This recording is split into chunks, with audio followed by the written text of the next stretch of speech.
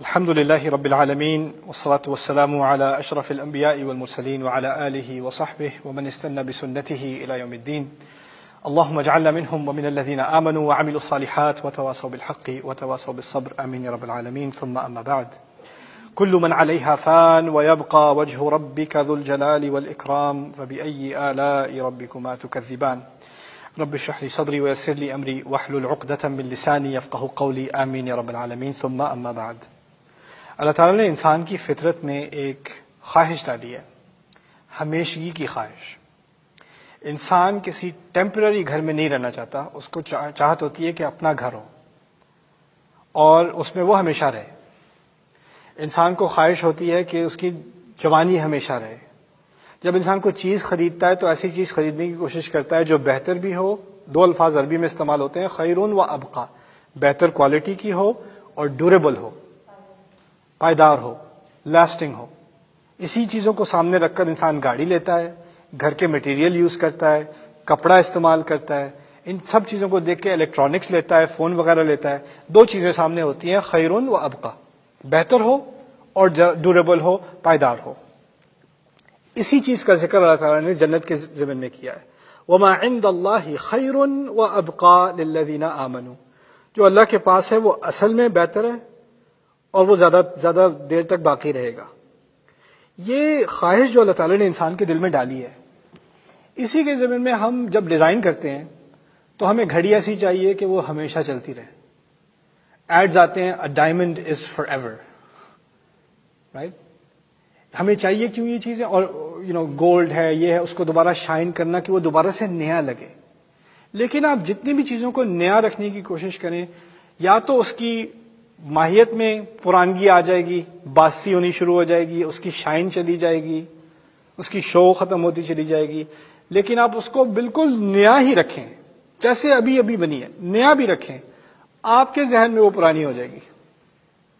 کسی نے بالکل نئی پورش خریدی ہے، اگلے سال کسی اور کو پرانی لگے نہ لگے، کسے پرانی لگے گی؟ اس کو خود. اس کی جو اس کا ایک مزہ تھا وہ ختم ہوتا چلا جائے گا. یہ خواہش انسان کی کہ اس کو ہمیشہ کے لیے کوئی چیز چاہیے، پرماننٹ کوئی چیز چاہیے. یہ اتنی عجیب خواہش اللہ تعالیٰ نے انسان کے دل میں اس لیے ڈالی ہے کہ اسی کے ذریعے اللہ تعالیٰ نے انسان کو آخرت کے لیے تیار کیا ہے. یہی خواہش اصل میں پوری کب ہوگی؟ جب انسان اس بات کو اپنے اندر مان لے کہ یہ خواہش صرف جنت میں ہی پوری ہو سکتی ہے. اگر انویسٹ کرنا ہے، گھر میں پیسے لگانے ہیں، کتنے ماں باپ بیٹوں کو بیٹیوں کو نصیحت کرتے ہیں، دیکھو لانگ ٹرم سوچو، گھر لے لو. لانگ ٹرم سوچو، کوئی پرماننٹ سولوشن ہونا چاہیے، کوئی سٹیبل جاب ڈھونڈ لو جو ہمیشہ کے لیے رہے. بار بار اس جاب سے اس جاب سے اس جاب مت کرو، سٹیبل ہو جاؤ. یہی سٹیبلٹی جو ہے جو اللہ تعالیٰ دے رہا ہے ہمیں، یہی تو جنت کا وعدہ ہے. یہاں پر سٹیبلٹی نہیں ہونی، کیونکہ ہم خود ہمیشہ کے لیے نہیں ہیں. یہاں پر ہم خود ایکسپائر ہونے والے ہیں، کل من علیہا فان. لیکن اس آیت کا جو تعلق اگلی آیت سے بنتا ہے وہ بہت ہی خوبصورت، بہت عظیم بات ہے. وَيَبْقَى وَجْهُ رَبِّكَ ذُو الْجَلَالِ وَالْإِكْرَامِ، اور کہا وہ جلال والا، ذو الجلالی والاکرام، اور عزت دیا جانے والا. اب ان دونوں ناموں میں کچھ عجیب سی بات ہے. جلال عربی میں کہا جاتا ہے جیسے کوئی بہت شاندار چیز ہونا، جیسے کوئی بادشاہ کا تخت ہے یا کوئی محل ہے یا کوئی بڑی شاندار گاڑی ہے یا کوئی بہت بڑی تقریب ہے، تو وہ جلال والی تقریب ہے. کوئی بہت شاندار قسم کا، عالی شان قسم کا ہوٹل ہوگا تو اس میں جلال ہے، اس کو جلال کہا جاتا ہے. جس کو دیکھ کر انسان پر ایک طرح سے آلموسٹ ہیبت آ جائے کہ یہ کیا عظیم چیز ہے. کسی محل میں داخل ہو کر یا کسی بڑے ذخیرے کے سامنے، کسی خزانے کے سامنے، اس کا ایک جلال ہوتا ہے. جلال کو ایکسپیرینس کرنے کے لیے سامعین چاہیے یا ناظرین چاہیے. کوئی دیکھے گا تو جلال ہوگا نا. اگر کوئی بڑی عظیم بلڈنگ ہے، کوئی دیکھنے والا ہے نہیں، اس کا تھوڑی کوئی جلال ہے. جلال تو اس وقت ہوگا جب کوئی دیکھنے والا ہوگا، اس کو تو دیکھو. اسی طرح عزت جو ہے، اگر کوئی انسان ایک پہاڑ پہ اکیلا رہتا ہے اور وہ کہ میں بڑا باعزت انسان ہوں، بھائی عزت کے لیے کوئی عزت دینے والا ہونا چاہیے نا. اگر آپ اکیلے رہتے ہیں، اپنی عزت تو آپ جتنی بھی کر لیں، جب تک آپ کی کوئی خاطر نہیں کرے گا، آپ کی کوئی عزت نہیں کرے گا، تو آپ عزت دار کیسے بنے؟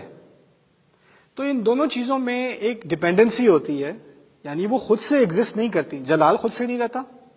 اکرام یعنی کسی کو عزت دینا یا عزت دی جانا، وہ خود سے تھوڑی ہوتی ہے، دی جاتی ہے۔ اللہ تعالیٰ کا ایک منفرد مقام ہے۔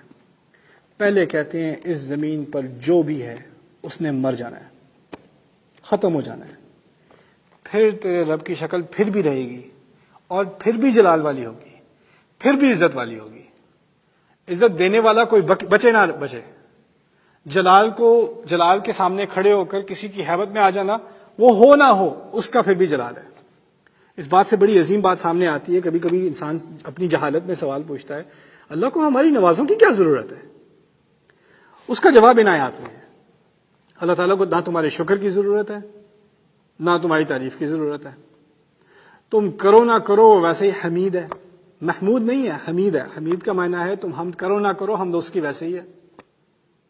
تم اس کا جلال مانو نہ مانو، جلال ویسے ہی ہے۔ تم اس کا اکرام کرو نہ کرو، اکرام اس کا ویسے ہی ہے۔ اصل میں ان تمام چیزوں کا فائدہ کس سے ہے؟ خدا کو ہے۔ تمہارے شکر کرنے سے خدا کے خزانے میں، خدا کی بادشاہت میں کوئی اضافہ ہوتا ہے؟ نہ۔ فائدہ اس کا کسے ہوتا ہے؟ تمہیں، اور کسی کو نہیں۔ مرض تمہیں۔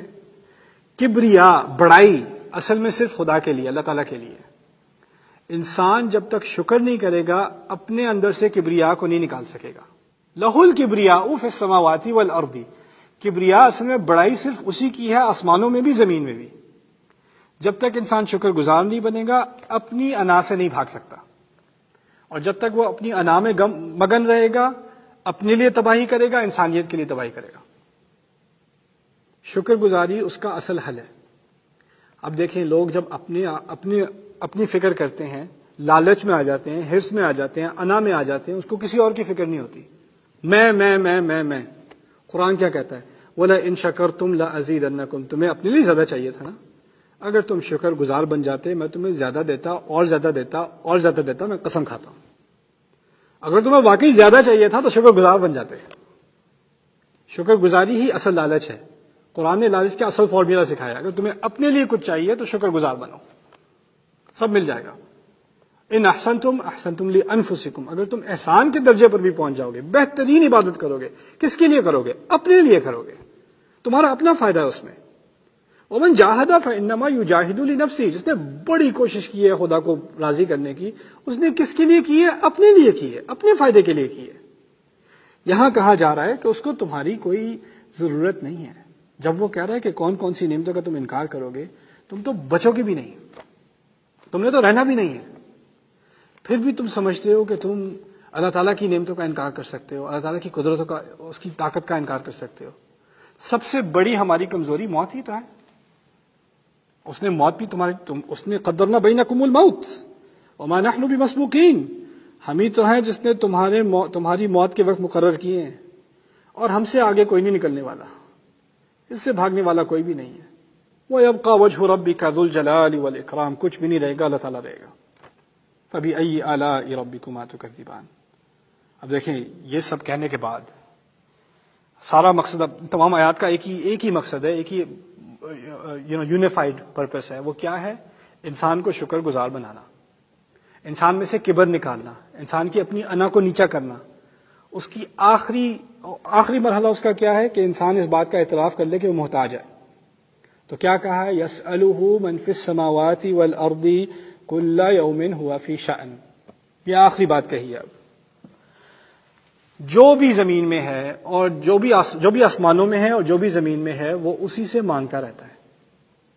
جو بھی آسمانوں میں ہے اور جو بھی زمین میں ہے وہ اسی سے مانگتا رہتا ہے، اور وہ ہر وقت، کل یوم سے مراد ہر روز نہیں ہے، ہر وقت ہے۔ ہر وقت وہ کسی ایسے کام میں مشغول ہے جو صرف وہی کر سکتا ہے۔ شاعر کہتے ہیں ایسا کام جو صرف آپ ہی کر سکتے ہیں، کوئی اور نہیں کر سکتا۔ اب اس بات کا مفہوم کیا نکلتا ہے؟ پہلی بات تو سوال پیدا ہوتا ہے کہ ہر کوئی تو اللہ تعالیٰ سے نہیں مانگتا۔ یہاں تو کہا ہے جو بھی آسمانوں میں ہے اور جو بھی زمین میں ہے اللہ تعالیٰ سے مانگ رہا ہے۔ کافر تو نہیں مانگتا، ہندو تو اپنے بتوں سے مانگتا ہے، عیسائی تو کسی اور سے مانگتا ہے، ملحد تو کسی سے بھی نہیں مانگتا۔ فرعون نے کس سے مانگا تھا؟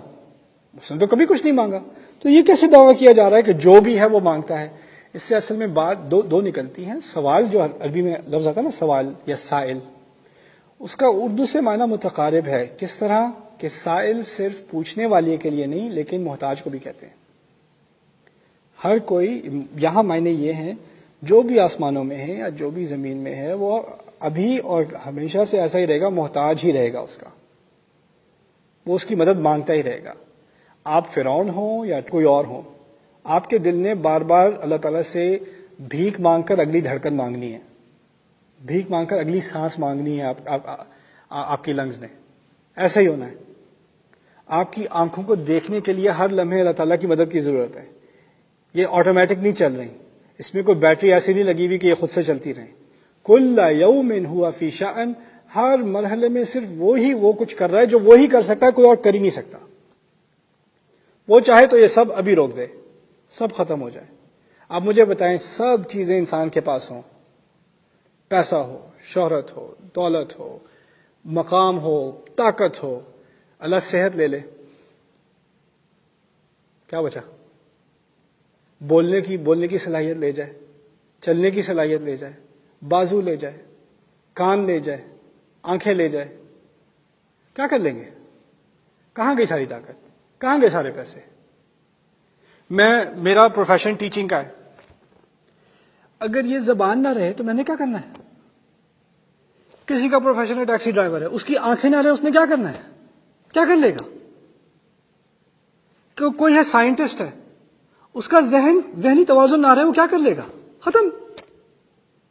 اور اتنی باریک سی ملائم سی چیز ہے یہ دماغ اندر, اس میں تھوڑی سی ڈیمیج آ جائے, ایک ٹرک کی ٹکر لگ جائے, ایک سیڑھیوں سے پھسل جائے, معاملہ ختم. ساری انا, ساری طاقت, سارا مقام سب ایک دفعہ میں ختم, بالکل ختم. یہاں جو بات کی جا رہی تم کتنے محتاج ہو, اور وہ جیسا تمہارا خیال وہ رکھتا ہے کوئی اور رکھ ہی نہیں سکتا. کل یوم ہوا فی شأن. اس کی رحمت یہ ہے کہ ماں کی محبت سے تھوڑا بہت مقابلہ ہے اللہ تعالیٰ کا, اس کی بھی بہت حد ہے, وہ بھی ایک جھلک ہی ہے, وہ پوری نہیں ہے. وہ کیا ہے؟ اللہ تعالیٰ کا بندہ اللہ تعالیٰ کو بھولتا ہے, اس کی ناشکری کرتا ہے, کبھی کبھار اس کو کوستا بھی ہے, اس کی ہر بات کی نافرمانی کرتا ہے. مجھے تو ایسی مائیں بھی ملی ہیں جو کہتی ہیں بیٹا وہ اس کے اپنے بیٹے کے بارے میں سوچ کے مجھے افسوس ہوتا ہے, مجھے تو اس کی شکل بھی دیکھنا پسند نہیں ہے, کاش کہ وہ میرا بیٹا ہی نہ ہوتا. ایسی مائیں بھی ملی ہیں جن کے بیٹوں نے اتنا دکھ دیا کہ انسان کا دل کتنا کچھ برداشت کرے. ایک حد ہوتی ہے نا, کچھ ماؤں کی کیپیسٹی زیادہ ہوتی ہے, کچھ کی کم ہوتی ہے. کچھ سے تو ایسا امتحان لیا گیا ہے کہ ان کے اولاد نے اتنی تکلیف دی ہے کہ ماں کے دل میں اب کچھ بچا ہی نہیں.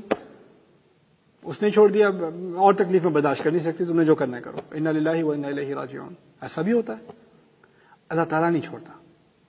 ام ابرموا امرا فانا مبرمون. جب لوگ فیصلہ کر دیتے ہیں کہ انہوں نے خدا کو چھوڑ دینا ہے, چھوڑ دیں, تو اللہ کہتا ہے ٹھیک ہے تم نے جو کرنا ہے کرو. نولیہ ما تولی, ہم اس کو اسی سمت میں جانے دیتے ہیں جس میں وہ خود جانا چاہتا ہے. بس اللہ تعالیٰ غصہ نہیں کرتا. وہ جب تک تم سانس لے رہے ہو, میں سانس لے رہا ہوں, تب تک موقع دیا ہوا ہے. جتنے بھی دور نکل جاؤ واپس آنے کا موقع ہے, دروازہ کھلا ہے. ہم کوئی دکھ دے دے نا ایک دفعہ, اسے معاف کرنا بڑا مشکل ہوتا ہے, وہ کیا نہیں جاتا, وہ بار بار وہی غلطی یاد آتی ہے. پھر ہم یاد بھی کراتے ہیں تم نے جو کیا تھا نا, اچھا معاف کر دو نا, وہ ہو گیا. نہیں, دل نہیں اس سے ہٹتا, وہ زخم جو دیا تھا وہ نہیں مٹتا. اللہ تعالیٰ بار بار موقع اتنی زور ان لوگوں کی جو اللہ تعالیٰ کے مخالف ہیں, جو اللہ تعالیٰ کے رسول کے دشمن ہیں, جو اس کو قتل کرنے کی سازشیں کرتے ہیں, ان کے دلوں کی دھڑکن وہ چلا رہا ہے. اندازہ کریں, وہ اس کے میدان جنگ میں دوسری طرف کھڑے ہیں, اللہ کے رسول کو قتل کرنے کی مہم میں بنا رہے ہیں, اور وہ ان کو سانسیں دے رہا ہے, ان کو کھانا کھلا رہا ہے. ایک نوالے میں ان کو ہارٹ اٹیک ہو جائے, ایک نوالے میں نوالا یہاں گلے میں پھنس جائے, ختم ہو جائے, وہ دے رہا ہے. اس طاقت کو اگر رحمان کے سائے میں نہیں مانیں گے تو پھر کیا مانیں گے؟ الرحمن کل یوم کل من علیہ فان, یعنی الرحمن یبقى وجہ ربک ذو الجلال والاکرام. یہ رحمانی تو ہے. اب کس بات کا انکار کرو گے, کس قدرت کا انکار کرو گے, کس معجزے کا انکار کرو گے کہ تم کہاں اور تمہارا رب کہاں, تم کیا حرکتیں کر رہے ہو اور تمہارا رب کیا تمہارے ساتھ حسن سلوک کر رہا ہے. بارک اللہ لی ولکم فی القرآن الحکیم ونفعنی وإیاکم بالآیات والذکر الحکیم.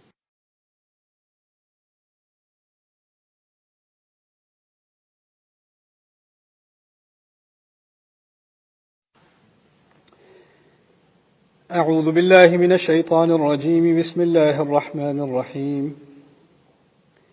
سنفرغ لكم أيها الثقلان فبأي آلاء ربكما تكذبان يا معشر الجن والإنس إن استطعتم أن تنفذوا من أقطار السماوات والأرض فانفذوا لا تنفذون إلا بسلطان فبأي آلاء ربكما تكذبان رب اشرح لي صدري ويسر لي أمري واحلل عقدة من لساني يفقه قولي فالحمد لله والصلاة والسلام على رسول الله وعلى آله وصحبه أجمعين ثم أما بعد. ایک مرتبہ پھر السلام علیکم ورحمۃ اللہ تعالی وبرکاتہ. 29ویں آیت کے ضمن میں یسألہ من فی السماوات والارض کل یوم ہوا فی شأن ایک چھوٹی سی بات رہ گئی تھی. ایک مثال میں آپ کے سامنے رکھنا چاہتا تھا. کچھ مفسرون نے اس آیت کے ضمن میں جو مثال دی مجھے یاد نہیں پڑتا کہ کاتب نے لکھا تھا کہ ایک کتا ہے، وہ مالک کے خلاف باغی ہو جاتا ہے، بھونکتا ہے، کاٹتا ہے. مالک کیا کرتا ہے؟ اس کو باندھ کے باہر سورج میں دھوپ میں چھوڑ دیتا ہے. 2 دن 3 دن نہ پانی نہ کھانا. پہلے تو وہ گھر سے نکلتا تھا مالک تو وہ دانت نکل آتے اس کے، کاٹنے کو بھاگتا. جب وہ بالکل پیاسا اور بھوکا مرنے کو آ گیا تو اس کی حالت کیا تھی کتے کی؟ پاؤں آگے نکلے ہوئے، زبان منہ سے باہر، سر بالکل نیچے. مالک پہلے قریب آتا تھا تو کیا کرتا تھا؟ کاٹتا تھا. اب مالک ہاتھ سے پانی پلا رہا ہے اور کیا کر رہا ہے کتا؟ بڑے آرام سے پی رہا ہے. کوئی بغاوت نہیں رہی، کوئی اب اس میں اکڑ نہیں ہے، کوئی غصہ نہیں ہے، کوئی دشمنی نہیں ہے، چپ چاپ پی رہا ہے. یہ کیسے ہوا؟ جب کوئی باغی محتاج بن جائے نا تو اس کی بغاوت ساری نکل جاتی ہے.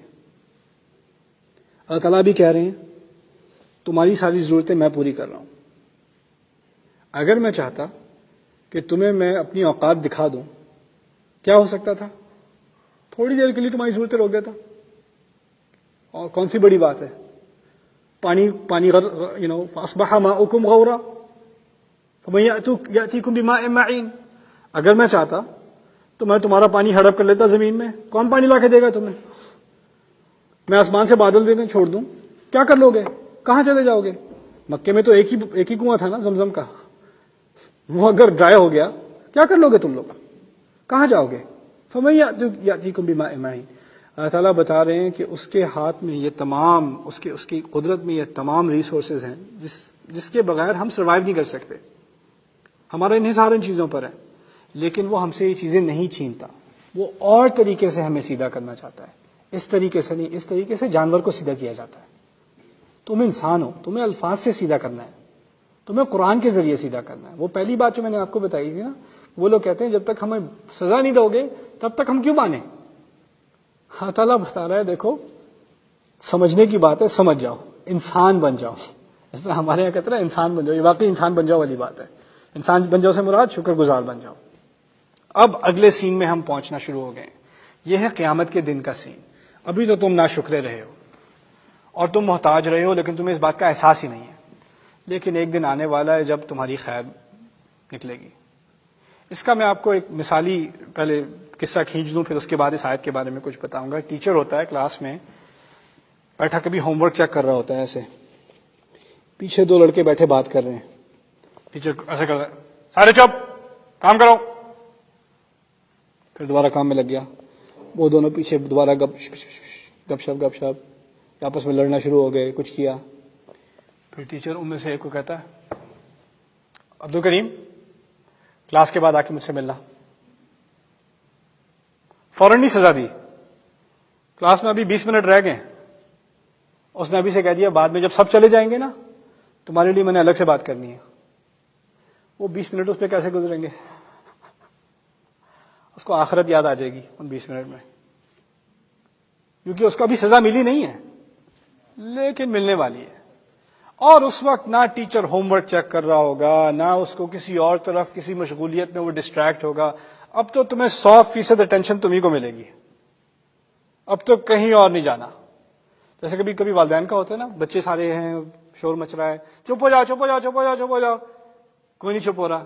پھر میں سے ایک کو پکڑ لیں، عماد ادھر آؤ، میرے کمرے میں آؤ ذرا. سب خود ہی سیدھے ہو جاتے ہیں. آپ کمرے میں کچھ نہ بھی کریں، بس کمرہ بند کر دیں، دروازہ بند کر دیں، دیٹس اٹ۔ میں کیا کرتا تھا، ایک کو بلا لو اندر، دروازہ بند کر دو، مجھے کچھ کہنے کی ضرورت ہی نہیں، میں بس کھڑا ہوں وہاں پہ، وہ رونا اچھا اب جاؤ۔ جب کسی کے لیے فارغ ہو کر انسان ڈسپلن کرے نا، باہر میں کھڑا ہو کے جتنا بھی چیخ لوں کوئی فرق نہیں پڑنا، لیکن جب فارغ ہو کر آپ الگ سے کسی کو ججمنٹ کے لیے بلائیں تو پھر ہوش ٹھکانے آ جاتے ہیں۔ اب دیکھیں اللہ تعالیٰ کہہ رہے ہیں سنفرغ لکم ایھا الثقلان، ہم اپنے آپ کو تمہارے لیے پوری طرح فارغ کرنے والے ہیں۔ بھاری بھاری دو تعدادوں، یعنی انسانوں کی بڑی بھاری تعداد، جنوں کی بڑی بھاری تعداد۔ یہ لوگ کیا سمجھتے تھے؟ خدا بڑا مصروف ہے یار، اللہ تعالیٰ نے کہاں سمندر کو کنٹرول کرنا ہے، آسمان ہے، کتنے ستارے ہیں، کتنے پلانٹس ہیں، کیا کیا چیز اس نے سنبھالی ہوئی ہے، مینجمنٹ میں بہت بزی ہے، میں تھوڑا ادھر ادھر کبھی کچھ کر دیتا ہوں تو اس کو کیا فکر پڑنی ہے، اس کو اور بڑے کام ہے، اس کو مجھ سے کیا، وہ میرے چھوٹے سے گناہوں کے پیچھے کہاں آئے گا یار، رہنے دو تم، اس کو اور بڑے کام ہے۔ اللہ تعالیٰ کہتے ہیں بچوں بیسکلی تمہارے لیے تو میں فارغ ہونے والا ہوں، وہ تمام جو کام تھے نا، آسمان اور زمین کی حفاظت اور تمام اشیاء کا رزق، وہ تو سب ختم ہونے والا ہے، اب تو کچھ کرنے کو نہیں رہا، اب تمہارے بہانے کہاں جائیں گے، اب تو صرف تم ہی رہ گئے ہو۔ سنفرغ لکم، ہم اپنے آپ کو تمہارے لیے بالکل فارغ کرنے والے ہیں۔ ایھا الثقلان، یہ دھمکی جو دی ہے نا، بڑی زبردست دھمکی دی ہے اللہ تعالیٰ نے۔ اب بتاؤ، اب جب انسانیت اور جن تمام کھڑے ہوئے ہیں اللہ تعالیٰ کے سامنے، اب سوال پوچھا فَبِأَيِّ آلَاءِ رَبِّكُمَا تُكَذِّبَانِ، اب کون سی قدرتوں کا انکار ہے تم دونوں کو؟ بات کا مزاج بدلا کہ نہیں؟ اب جب وہاں کھڑے ہو، اچھا اب کچھ اندازہ ہے کہ کیسی قدرت ہے میری، کیسی طاقت ہے میری، یا اب بھی انکار ہے؟ الیس ھذا بالحق، قرآن میں تنزیہ سوال ہے، یہ واقعی ہو رہا ہے کہ نہیں؟ لوگوں سے پوچھا یہ واقعی ہو رہا ہے نا، تم تو کہتے تھے نہیں ہونا۔ الیس ھذا بالحق قالوا بلی وربنا، نہیں ہو رہا ہے، اللہ ہمارے رب کی قسم ہو رہا ہے۔ اسی طرح کے سوال قرآن میں پوچھے جاتے ہیں، وہ کس لیے؟ یہ ان کے جواب میں وہ طنز کرتے تھے، خدا آخرت میں طنز کر رہا ہے، اسی طرح تم بات کرتے تھے نا، اب بتاؤ اینا شرکائی الذی کنتم تزعمون، وہ کہتے تھے ٹھیک ہے اگر چلو خدا کے پاس چلے بھی گئے، اتنی مورتیوں پہ چڑھاوے ڈالیں، یا آ جائے گی ہمارے سامنے، یہ کہے گی ایک سیکنڈ اللہ یہ میرے ساتھ تھا، اس پہ ذرا ہاتھ ہولا رکھیں، اللہ خود کہے گا اس دن یہ جو تم نے میرے ساتھ شریک رکھے ہوئے تھے کہاں گئے؟ ان پہ تو تمہیں بڑا گمان تھا، بڑا کانفیڈنس تھا، ان میں نظر نہیں آ رہے۔ یہی سوال اب یہاں پر سنفرغ لکم ایھا الثقلان، یعنی یہ قیامت کے دن کا پہلا سین، اور پھر اس سے پروگریشن ہو رہی ہے۔ کہا یا معشر الجن والانس، اتنی بڑی، معشر کہتے ہیں بڑے ہجوم کو، اے ہجوم جو جنوں اور انسانوں دونوں پر مشتمل ہے، ان استطعتم، اگر تم یہ طاقت رکھتے ہو، اگر تم میں یہ صلاحیت ہے، ان تنفذوا من اقطار السماوات والارض، کہ تم آسمانوں اور زمینوں کی حدود سے باہر نکل جاؤ، تمہیں بھاگنا ہے بھاگو، کیونکہ قیامت کا دن ہے نا۔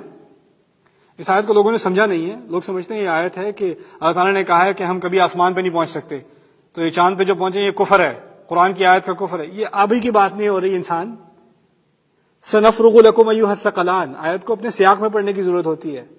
یہ بات کی جا رہی ہے قیامت کے دن کی، جب تمام انسانیت کو اور جنوں کو کھڑا کیا جا رہا ہے، اب کہا ہے اچھا بھاگو گے نا، تو یہ اناؤنسمنٹ ہے، بڑی زبردست اناؤنسمنٹ ہے، یا معشر الجن والانس، اگر تم واقعی قدرت رکھتے ہو دونوں ہجوموں، کہ تم زمین اور آسمان کی حدود سے کہیں باہر نکل جاؤ گے، اور ہم سے ہماری پکڑ سے، کیونکہ پولیس آ رہی ہوتی ہے تو پکڑ سے باہر نکلنے کی کوشش کرتا ہے نا مجرم، تو کہا فنفذوا، جاؤ بھاگو، گزر جاؤ، کھلی چھٹی ہے، جاؤ جتنا بھاگتے ہو بھاگو۔ لا تنفذون الا بسلطان، تمہیں جب تک اجازت نہیں ملے گی، جب تک تمہیں اتھارٹی نہیں ہوگی، پراپر پیپر ورک نہیں ہوگا، تم نے کہیں نہیں گزرنا، لیکن اپنی کسر نکال لو۔ کبھی آپ نے تو فلمیں دیکھی نہیں ہیں تو میں آپ کو پھر سین بتاتا ہوں۔ کبھی ہوتا ہے فلموں میں کہ پولیس والے جو ہیں وہ کسی مجرم کا پیچھا کر رہے ہیں، بھاگ رہے ہیں اس کے پیچھے. وہ کبھی گاڑی کے اوپر چھلانگ، کبھی فینس کے اوپر سے، کبھی دیوار کے اوپر سے، کبھی سیڑھیوں کے اوپر، کبھی اس چھت سے اس چھت چھلانگ ماری. وہ لگے ہوئے پیچھے، لگے ہوئے، اور وہ بار بار کہہ رہے ہیں رک جاؤ، اسٹاپ. وہ رکتا ہی نہیں. کبھی کوئی ایسا سین دیکھا ہے کہ وہ بھاگ رہا ہے اور پولیس والا بھاگ ہی نہیں رہا. پولیس والے نے مائک پکڑا اور کہا اور تیز بھاگو نا یار، تھوڑا اور ٹانگیں لگاؤ، کیا کر رہے ہو؟ پولیس سے بھاگ رہے ہو یا یہ مارننگ جاگ ہے؟ تھوڑی انرجی دکھاؤ. پولیس والا ایسے کیوں کہے گا؟ کیونکہ اس کو پتا ہے وہ پوری طرح کیا ہے، گھیرے میں. اب تو بھاگنا ہے، بھاگو، کر لو اپنی کسر پوری، چلو شاباش، رہنے دو. یہی تو کہا جا رہا ہے نا، بھاگنا چاہتے ہو تو کیا کرو، بھاگو، گزرو کتاب سے، نکل جاؤ. یہ طنز ہی تو ہے اللہ تعالیٰ کا. پہلے کہا میں فارغ کرنے والا ہوں، جب فارغ ہونے لگے اور مجرم پکڑے جانے والے ہیں تو وہ بھاگ رہے. اسی لیے بائی د وے آگے لفظ کیا آئے گا ان لوگوں کے لیے، یعرف المجرمون بسیماہم، مجرم کا لفظ آئے گا، جرم کرنے والوں کا لفظ آئے گا، کیونکہ مجرم ہی تو بھاگتا ہے. تو لا تنفذون الا بسلطان، اب تم کہاں جاؤ گے بغیر اتھارٹی کے. فبأي آلاء ربكما تكذبان، جب معلوم ہو جائے گا کہ اسکیپ کی، بھاگنے کی، فرار کی کوئی جگہ نہیں رہی، تب اندازہ ہوا کیا قدرت ہے تمہارے رب کی. یا اب بھی انکار ہے؟ اب بھی بھاگتے جیسے پہلے بھاگتے تھے، قرآن سنایا جا رہا ہوتا تھا تو بھاگتے تھے نا، اب بھاگ لو. یا ابھی بھی انکار ہے؟ فبأي آلاء ربكما تكذبان. یہاں پر ایک لطیف سی بات ہے، وہ میں سورت سے تو متعلق نہیں ہے، اس آیت سے متعلق ہے، وہ میں آپ کے سامنے پیش کر دوں. ایک جگہ قرآن میں ہے قل ان اجتمعت الانس والجن على ان يأتوا بمثل هذا القرآن لا يأتون بمثله. دو چیلنج ہیں قرآن میں. ایک چیلنج ہے کہ اگر انسانیت اور جن جمع ہو جائیں اس قرآن کی مثال بنانے کے لیے نہیں بنا سکیں گے، یہاں تک کہ وہ ایک دوسرے کی مدد بھی کر لیں، ایک دوسرے کے پشت پناہ بھی بن جائیں. وَلَوْ كَانَ بَعْضُهُمْ لِبَعْضٍ ظَهِيرًا، سورۃ الاسراء میں 17 نمبر کی سورت میں اس بات کا ذکر ہے. چیلنج ہے قرآن کا کہ تم انسان جن اکٹھے ہو جاؤ قرآن بنانے کے لیے، اس کی مثال کی کوئی چیز تم نہیں بنا سکو گے. یعنی جنوں اور انسانوں دونوں کو یہ چیلنج دیا گیا ہے. اسی طرح جنوں انسانوں کو دونوں کو چیلنج قیامت کے دن دیا گیا ہے. تم اگر آسمان کی بارڈر سے گزرنا چاہتے ہو یا زمین کے کسی بارڈر سے گزر کر کہیں چھپنا چاہتے ہو، جاؤ، بھاگ لو، دیکھ لیتے ہیں کہاں پہنچو گے. لیکن لطیف سی بات یہ ہے کہ یہ دونوں چیلنج جو ہے نا، ایک چیلنج میں پہلے جن سے خطاب پھر انسان سے خطاب. یہاں کہا یا معشر الجن والانس. سورۃ الاسراء میں کہا قل ان اجتمعت الانس والجن، وہاں انس پہلے جن بعد میں. اس ترتیب سے بھی بڑا فرق پڑتا ہے. اصل میں بھاگنے کی صلاحیت کس میں زیادہ ہے، جن میں یا انسان میں؟ اس لیے جن کو پہلے. چلو جن تو بھاگ لیں. قرآن اصل میں کلام ہے، کلام کی صلاحیت کس میں زیادہ ہے، انسان میں. انسان کو پہلے دیکھ لو، انسان ہی بنا لے کلام. جہاں جس مخاطب کی زیادہ اہمیت دی گئی وہاں فوراً وہ لفظ پہلے آتا ہے، پھر دوسرا لفظ بعد میں آتا ہے. یعنی یہاں تک کہ الفاظ کی ترتیب کا لحاظ رکھا جاتا ہے قرآن کے کلام میں. یہ اللہ تعالیٰ کے کلام کا ایک معجزہ ہی ہے. بارک اللہ لی ولکم فی القرآن الحکیم ونفعنی وإیاکم بالآیات والذکر الحکیم.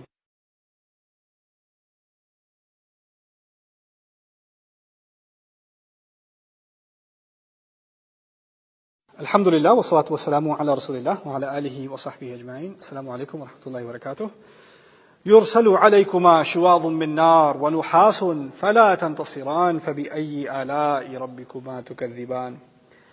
تم پر اوپر سے لوہے کے، کاپر کے، یعنی آگ کے بگولے پھینکے جائیں گے، تم پر بھیجے جائیں گے. اس کو آپ اینٹی ایئر کرافٹ فائر بھی کہہ لیں. اوپر سے بومبنگ ہو رہی ہے اور تم فلا تنتصران، تم ریٹیلیشن میں، تم ریئیکشن میں کچھ نہیں کر سکو گے، اپنا دفاع نہیں کر سکو گے. انتصار کہتے ہیں بدلہ لینا یا کسی چیز کو اپنے اوپر سے ہٹانا. اب آپ یہ سین امیجن کریں، اوپر سے فائرنگ ہو رہی ہے، لوگ بھاگ رہے ہیں، وہاں دھماکہ ہوتا ہے سامنے، لوگ کس طرف بھاگتے ہیں؟ پیچھے بھاگے، ادھر دھماکہ ہو گیا، اب ادھر آئے، پھر اس طرف گئے، وہاں دھماکہ ہوا، اس طرف آئے. یعنی جہاں آگ گرتی ہے وہاں سے دوسری طرف بھاگتا ہے نا انسان. تو یہ سین دکھایا جا رہا ہے. تم پہلے تو کہا تھا جہاں بھاگتے ہو بھاگ لو، اب پتہ چل گیا کیسے نہیں بھاگ سکو گے، ہر طرف سے آگ بگولے گر رہے ہیں، کہاں بھاگو گے؟ ہر طرف سے بومبنگ ہو رہی ہے. دوسری طرف کہا تھا کہ جنوں کو بھی کہا تھا کہ کہاں بھاگو گے. انسانوں کو تو پتہ ہے زمین پہ بھاگیں گے، جنہوں نے کہاں بھاگنا تھا؟ آسمان کی طرف. آسمان کی طرف بھاگیں، گولیاں تو آسمان سے آ رہی ہیں، کیسے بھاگیں گے؟ یرسل علیکما شواظ من نار ونحاس فلا تنتصران. اب بتاؤ فبأي آلاء ربكما تكذبان. کچھ مزہ آیا اللہ تعالیٰ کی قدرت کا؟ یا اب بھی انکار ہے تم دونوں کو؟ پھر یہی الفاظ شروع میں تھے نصیحت کے، یہی الفاظ تھے شکر گزاری کے، اب یہی الفاظ بن گئے ہیں سزا کے، طنز کے، غصے کے. لفظ تو وہی ہے نا. جیسے میں نے کہا تھا ٹیکسٹ میسج میں وٹ آتا ہے، کتنے معنی ہو سکتے ہیں اس کے، اب اس کا بالکل رنگ ہی بدل چکا ہے. فَإِذَا انشَقَّتِ السَّمَاءُ، فائرنگ اتنی ہوگی اوپر سے کہ پورا آسمان پھٹ جائے گا. دیکھیے ہوتا یہ ہے کہ جو کینن فائر ہوتا ہے نا، تو اس کے لیے کشتی میں یا کسی شپ میں ایک اوپننگ سی ہوتی ہے، اس سے نکل رہی ہوتی ہے گولی یا مسل وغیرہ جو نکل رہی ہوتی ہے. اب پورے آسمان سے فائرنگ ہو رہی ہے، پورا آسمان ہی کھل چکا ہے، پھٹ چکا ہے پوری طرح. اب آسمان کا رنگ کیا بن گیا ہے؟ فَكَانَتْ وَرْدَةً، تو وہ سرخ، خون کی طرح سرخ، گلاب کی طرح سرخ ہوگا. کَالدِّہَان، جیسے تیل جب وہ فرائی ہو رہا ہو نا، تیل کی وہ ایک چھلک نکلتی ہے چولہے میں سے ڈارک براؤن قسم کے رنگ کی، اس طرح کا رنگ پورے آسمان کا ہو جائے گا. یہ قرآن نے بار بار تشبیہ دی ہے کہ آسمان کو ایسے، آسمان کا منظر ایسے لگے گا جیسے کبھی کسی جانور کو ذبح کرتے ہیں نا، اس کی کھال کھینچتے ہیں، تو اللہ تعالیٰ آسمان کی کھال کھینچ لے گا. اس قسم کا منظر پیش کیا گیا. اب پورے آسمان کا معاملہ تو ختم. فَإِذَا انشَقَّتِ السَّمَاءُ فَكَانَتْ وَرْدَةً كَالدِّهَانِ، اب تو آسمان بالکل لال ہو گیا ہے، بالکل تیل کی طرح، اچھلتے ہوئے تیل کی طرح لال ہو چکا ہے، جل چکا ہے. اب ایسا سین اگر وہاں پر ہے تو جنوں کے اور کسی اور کے اسکیپ کی تو بات ختم ہی ہو گئی. اب بتاؤ کیا کرو گے؟ فَبِأَيِّ آلَاءِ رَبِّكُمَا تُكَذِّبَانِ فَيَوْمَئِذٍ، اور پھر اس دن، عجیب آیت ہے یہ، لا يسأل عن ذنبه انس ولا جان، اس دن نہ انسان سے نہ کسی جن سے اس کے گناہ کے بارے میں پوچھا جائے گا. کہا ہے نہیں پوچھا جائے گا. دو باتیں یہاں سمجھ لیں. پہلی بات ہے ذنب، گناہ کے لیے لفظ استعمال ہوا ہے ذنب. قرآن میں سیئہ بھی آتا ہے، ذنب بھی آتا ہے، جناح بھی آتا ہے، کئی الفاظ آتے ہیں گناہ کے لیے.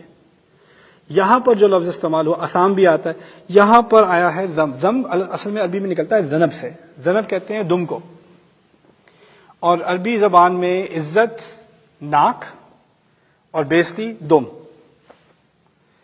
تو وہ کہتی ہے ایک قبیلہ تھا، اس کا نام تھا انف الناقہ.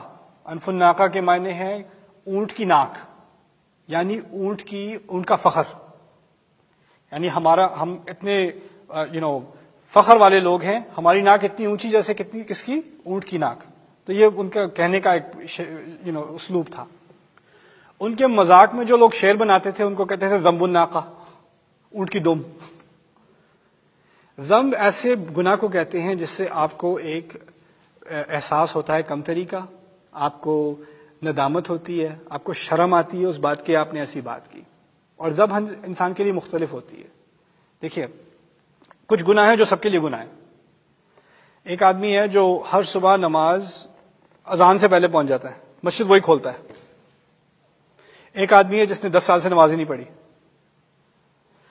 اب ایک دن جو نماز مسجد کھولتا ہے نا، وہ دیر سے پہنچا اور اس نے دوسری رکعت میں نماز جوائن کی، اور اسی دن وہ جو کبھی نماز نہیں پڑھتا نا، اس نے بھی دوسری رکعت میں نماز جوائن کی. کام دونوں نے ایک ہی کیا ہے، ایک بہت ہی شرمندہ، ایک بہت ہی خوش. ایک تو کہتا ہے اب تو مجھے سب سے اعلیٰ جنت مجھے ملے گی، میں دیکھو ذرا کہاں مسجد میں آ کے نماز پڑھی ہے. اور دوسرا اتنا شرمندہ میں یہ ہوا کیا، نہ میں مسجد کھول سکا، نہ میں نے اذان دی، دوسری رکعت ملی مجھے. یہ ذنب ہے. یعنی یہ انسان میں فرق پڑتا ہے کہ کیا ہے، کسی کا سٹینڈرڈ اور کسی کا سٹینڈرڈ اور. اسی لیے ذنب کا لفظ نبی کے لیے بھی استعمال ہوتا ہے، اس کو گناہ نہیں ترجمہ کرنا چاہیے. ان کا مقام اتنا اونچا ہے کہ وہ اس اتنے اونچے مقام سے ایک ڈگری بھی ذرا نیچے آئے تو وہ اپنے اوپر شرمندہ ہو جاتے ہیں. لیغفر لک اللہ ما تقدم من ذنبک، وہاں ذنب کا لفظ استعمال ہوا ہے. وہ لوگ سمجھتے رسول نے گناہ کیے، معاذ اللہ ثم معاذ اللہ، ایسی کوئی بات نہیں ہے. دوسری بات یہاں پر ذنب کے علاوہ اللہ تعالیٰ بتا رہے ہیں کہ تمہیں شرمندگی کا احساس، شرمندگی کی طرف اشارہ کیا ہے اس لفظ کی وجہ سے کیا ہے، اور کہا ہے اس دن تو کسی سے پوچھا ہی نہیں جائے گا اس کے ذنب کے بارے میں. دیکھیے اگر کسی نے کوئی ایسا کام کیا نا جس سے وہ شرمندہ ہو، کہاں سے پتہ چل جاتا ہے؟ شکل ساری کہانی بتا دیتی ہے. اس دن تو کسی کو پوچھنے کی بھی ضرورت نہیں پڑے گی، تمہاری تو شکلوں پہ ساری کہانی لکھی ہوگی. پہلے تو کہا ہے کہ کسی سے پوچھا ہی نہیں جائے گا. فَيَوْمَئِذٍ لَا يُسْأَلُ عَنْ ذَنبِهِ إِنسٌ وَلَا جَانٌ، کیا اس وقت بھی انکار کرو گے؟ جب شرمندگی میں ڈوب رہے ہوگے اس وقت بھی تمہارے اندر انکار ہوگا. فبأي آلاء ربكما تكذبان. کیسے شرمندہ کرنے والی آیت بن چکی ہے ابھی غصے والی آیت بھی نہیں رہی.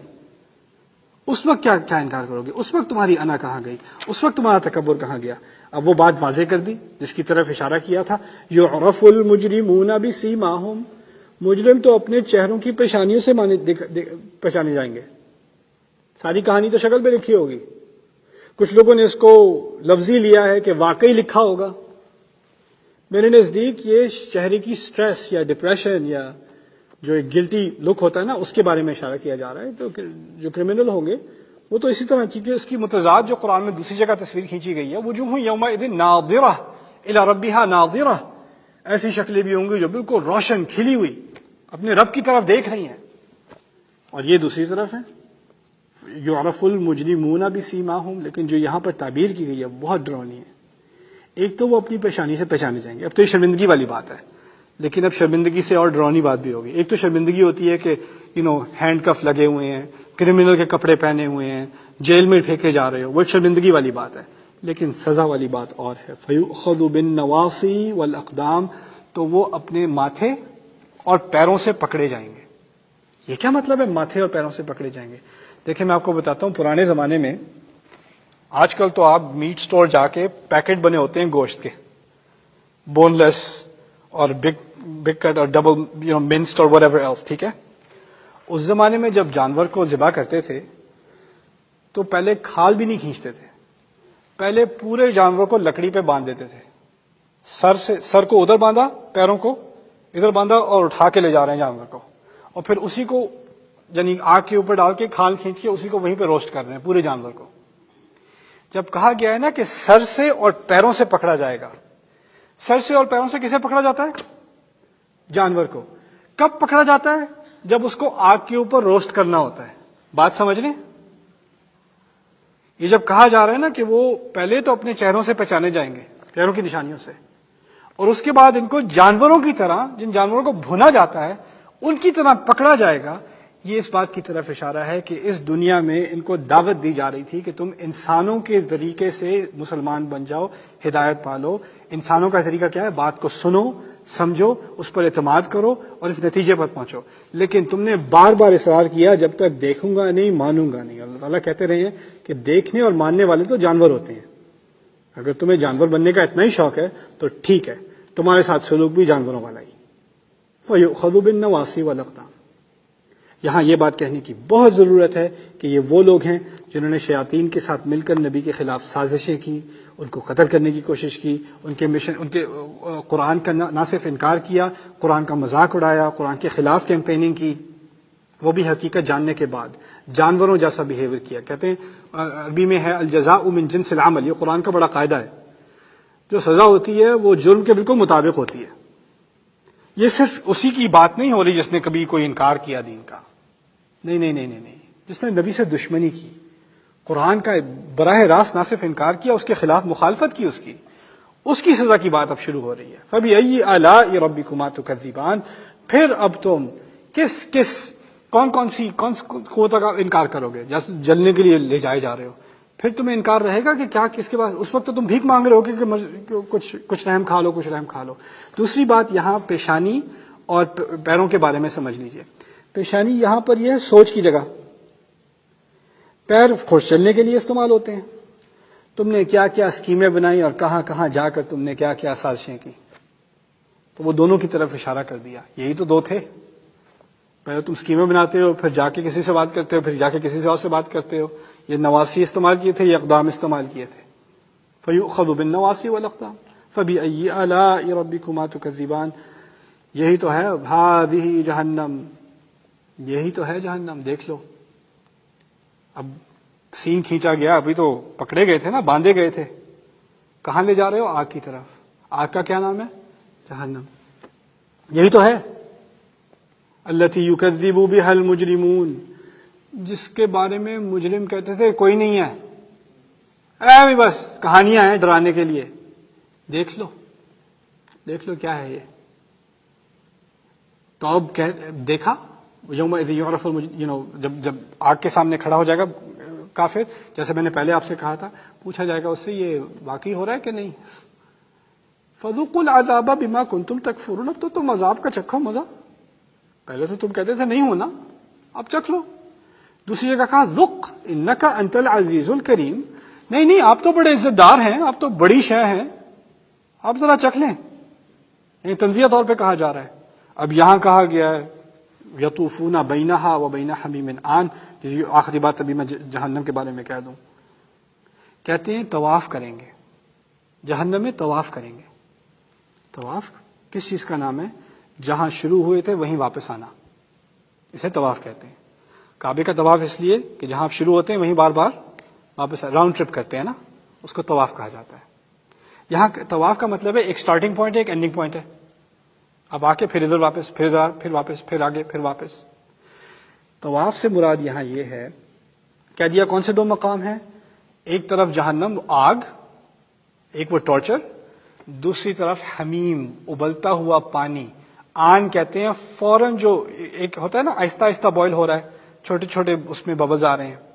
پھر ایک موقع آتا ہے کہ پانی بالکل ایکسٹریم بوائل پہ آ جاتا ہے، یعنی اب اس سے زیادہ نہیں ہو سکتا، اس سے زیادہ ہوگا تو وہ ختم ہو جائے گا، سوکھ جائے گا، بالکل ویپر بن جائے گا. اس موقع کو آن کہتے ہیں. یعنی جب وہ اپنی سب سے زیادہ شدت پر پہنچ جائے نا، اس کو آن کہتے ہیں. الآن کا مطلب ابھی ابھی ابھی ابھی پہنچا ہے فل میچورٹی پہ.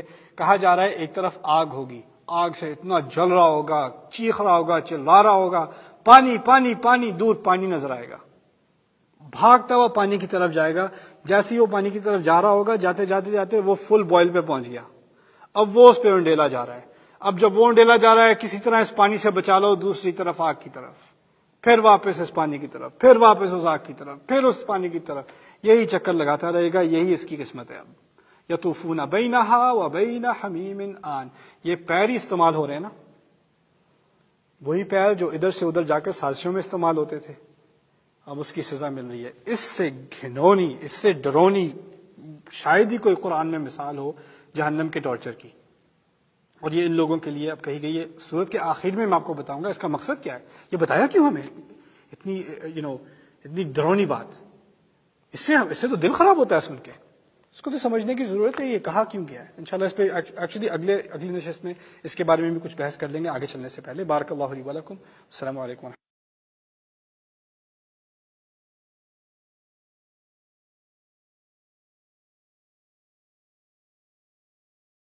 يا أيها الأحباب من خير نساء الجنة وهي